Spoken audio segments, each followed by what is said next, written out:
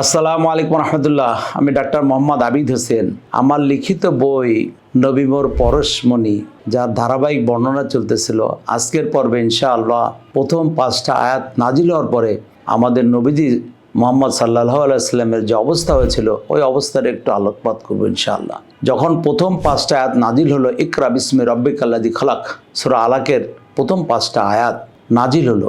নাজিল হওয়ার পরে যখন প্রত্যাদেশ শেষ হয়ে গেল, তখন জিবরাইল আলাইহিস সালাম হঠাৎ অদৃশ্য হয়ে গেলেন এবং হুজুর সাল্লাল্লাহু আলাইহি সাল্লাম একটু ভয় পেলেন এবং উনি খুব দ্রুত ঘরে চলে আসলেন। ঘরে এসে খাদিজা তুল কোবরা রাদিয়াল্লাহু আনহা উনি বলছেন যে আমাকে কম্বল চাপা দাও, আমাকে কম্বল চাপা দাও। তো উনি কম্বল চাপা দিয়ে দিলেন।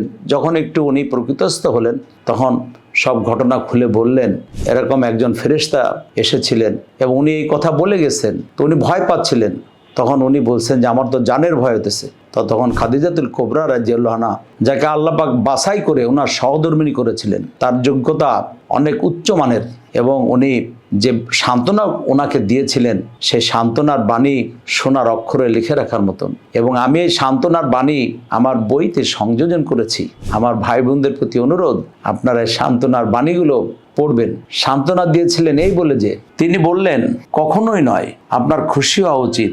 খোদার কসম, তিনি আপনাকে কখনো অপদস্থ করবেন না, কেননা আপনি সর্বদা আত্মীয়তার হক আদায় করেন, সর্বদা সত্য কথা বলেন, অসহায় লোকদের ব্যয়ভার বহন করেন, রিক্ত হস্তদের সাহায্য করেন, বিপদ আপদে অপরের সাহায্য করেন। এ ধরনের গুণাবলীর লোকদের উপর কখনো কোনো বিপদ আসতে পারে না।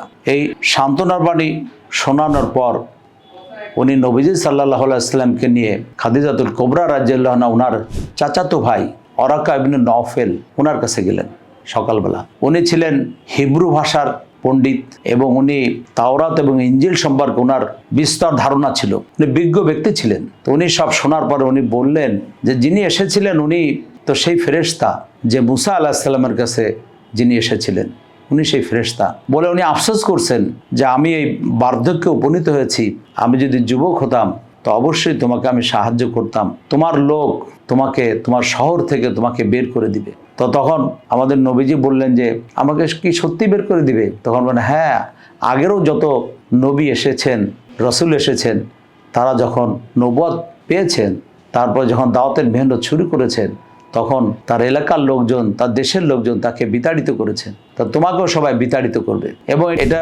প্রমাণিত হয়েছিল এবং উনি বিতাড়িত হয়েছিলেন। তো খাদিজাতুল কোবরা রাদিয়াল্লাহু আনহা ওনাকে সান্ত্বনা দিলেন এবং ওনাকে নিয়ে ঘরে ফিরলেন।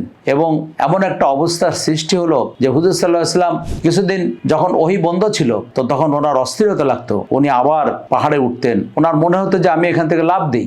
অস্থিরতা ওনার মধ্যে কাজ করতো। তো যখন ওনার মন এরকম অস্থির হতো, তখন জিবরাইল আলাইহিস সালাম উনি এসে আওয়াজ দিতেন, হে মুহাম্মদ, নিশ্চয় আপনি আল্লাহর নবী।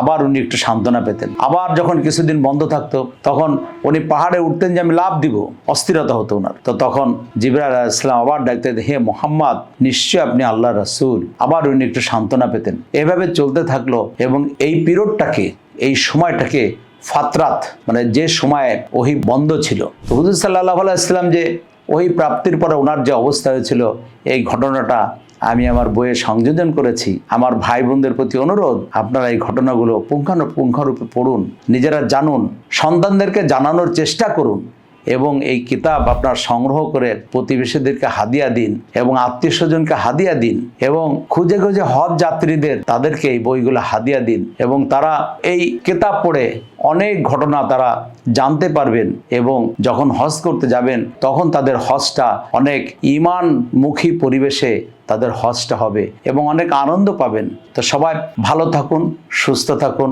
আসসালামু আলাইকুম ওয়া রাহমাতুল্লাহি ওয়া বারাকাতুহু।